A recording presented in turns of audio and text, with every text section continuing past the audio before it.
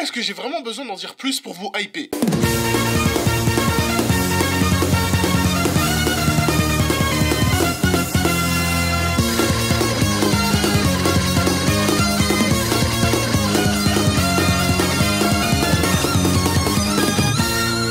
Salut les gens, c'est le Duc et aujourd'hui on parle de My Hero Academia. My Hero Academia ou Boku no Hero Academia est un shonen écrit et dessiné par Kohei Hirokoshi. Le manga est prépublié dans le Shonen Jump depuis juillet 2014 et compte 17 tomes. En France, le manga est publié par Kiun et 12 tomes sont déjà sortis. Le manga a été adapté en animé par le studio Bone en 2016 et entamera sa 3ème saison le 7 avril prochain. En France, l'animé est disponible en simulcast sur ADN. Bon, maintenant que j'ai fini de lire la fiche Wikipédia du manga, rentrons dans les vrais bails, voulez-vous? Avant toute chose, je dois être honnête avec vous. Quand les scans du manga ont commencé à sortir et à faire parler d'eux, ben moi, strictement... M'en bats les couilles, rien à foutre. Moi, je lisais mes petits Bleach, Naruto et One Piece, j'étais content. C'est en 2016 que le manga a vraiment commencé à faire parler de lui avec l'adaptation en animé. Et clairement, moi... M'en bats les couilles, frère. Comme quoi, tout le monde a le droit d'être con, même moi. Vous vous doutez bien que si je fais actuellement une vidéo dessus, c'est que j'ai bien fini par regarder. Et quand je me suis décidé, j'ai regardé les 2 premiers épisodes et j'ai admis très clairement que j'étais un sale con, incapable de reconnaître la qualité même quand elle était devant mes yeux. Je me suis remis en question, vraiment. My Hero Academia, c'est un véritable shonen de qualité, mais je vous arrête tout de suite avec vos histoires de nouveau souffle du shonen. Non, c'est un shonen tout à fait classique qui suit les codes dictés par les saintes écritures Dragon Ballesques et marche dans les pas tracés par les prophètes Naruto. Ce qui fait la force de My Hero Academia, c'est la passion du mangaka. Ça se sent à la lecture que c'est fait par un passionné de manga et de comics, que des histoires de super-héros, il en a bouffé comme pas possible. Et de cette passion est né le mariage parfait entre comics et manga. My Hero Academia est vraiment très bon dans son écriture. Les personnages sont aux couleurs et intéressants et leurs aventures et mésaventures sont scotchantes. Ce qui montre bien la qualité d'écriture de ce manga, c'est son personnage principal, Izuku Midoriya, dit Deku. C'est un héros comme on en a vu plein, c'est Naruto le gars. Dans une société où 80% de la population maîtrise des pouvoirs fantastiques appelés fluides. Non, mauvais animé, lui fait partie des 20% sans pouvoir.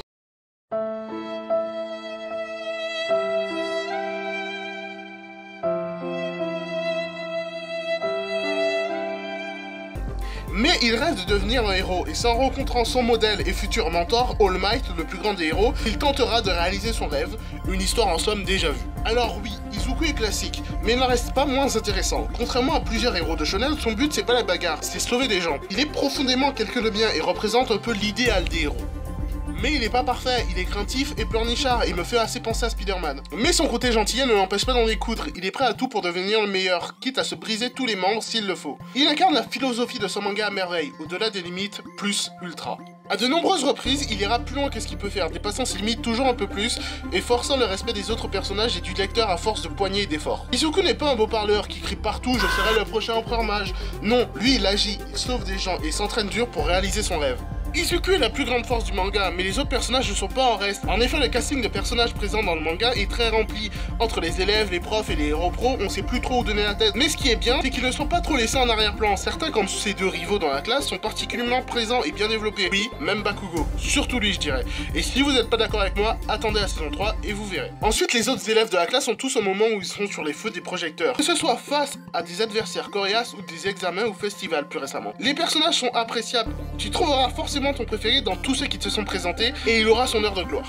Et parmi les personnages sous les feux des projecteurs, on a All Might, le plus grand de tous les héros. Même si au début il est présenté comme un cliché de super-héros à la Superman, que je déteste, hein, faut le savoir, il est bien plus intéressant et cool. All Might n'est pas parfait, il n'est pas lisse, il n'est pas non plus un héros tout puissant, même s'il est capable de sauver quiconque on a besoin, il est conscient qu'il ne peut pas sauver tout le monde et qu'à chaque instant quelque part dans le monde des gens souffrent et qu'il ne peut pas les aider. All Might est un personnage à la psychologie complexe. Plus d'être un mentor, il est une idole de super-héros comme Superman. Et là où il est meilleur que l'autre Boy Scout, c'est qu'en représentant la société, les super-héros dans leur ensemble, il sait ce qu'il est, ce qu'il représente pour le monde, et est conscient qu'il ne peut pas se laisser avoir par la pression, que le symbole de la paix ne peut pas plier ne serait-ce qu'un genou à terre face au mal. C'est pour ça qu'il sourit tout le temps, c'est pour ça qu'en se battant et qu'en sauvant des vies, même dans les situations les plus atroces, il sourit et répète « Tout va bien ». En plus d'être un excellent shonen, My Hero Academia fait un très bon comics. Si vous avez vu mes autres vidéos, vous devez savoir que les comics c'est quelque chose de récent pour moi. Les histoires de super-héros, j'en ai mangé dans ma jeunesse, comme tout le monde. J'ai regardé la série animée Batman, la Justice League, les X-Men, les aventures de Lois et Clark. Mais les comics, la base de tout ça, je les regardais de loin. Maintenant que je m'y suis mis, je sens bien leur influence sur My Hero Academia.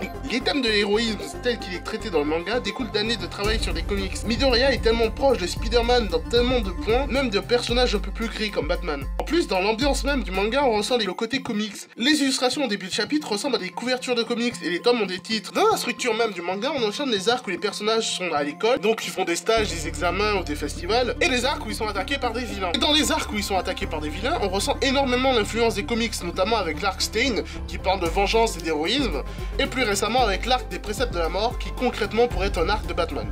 J'adore à quel point le mix entre shonen des familles et comics de super-héros est bien foutu dans ce manga, c'est un mariage de qualité. Ce que j'aime aussi dans ce manga, c'est son grand méchant, Tomura Shigaraki. Il n'est pas un méchant déjà très méchant à la Negan ou à la Lex Luthor, non, lui c'est un Kylo Ren, un méchant en devenir. Il est lié à Izuku de bien des façons et il progresse tout autant que lui dans les chapitres. Il est l'antithèse d'Izuku.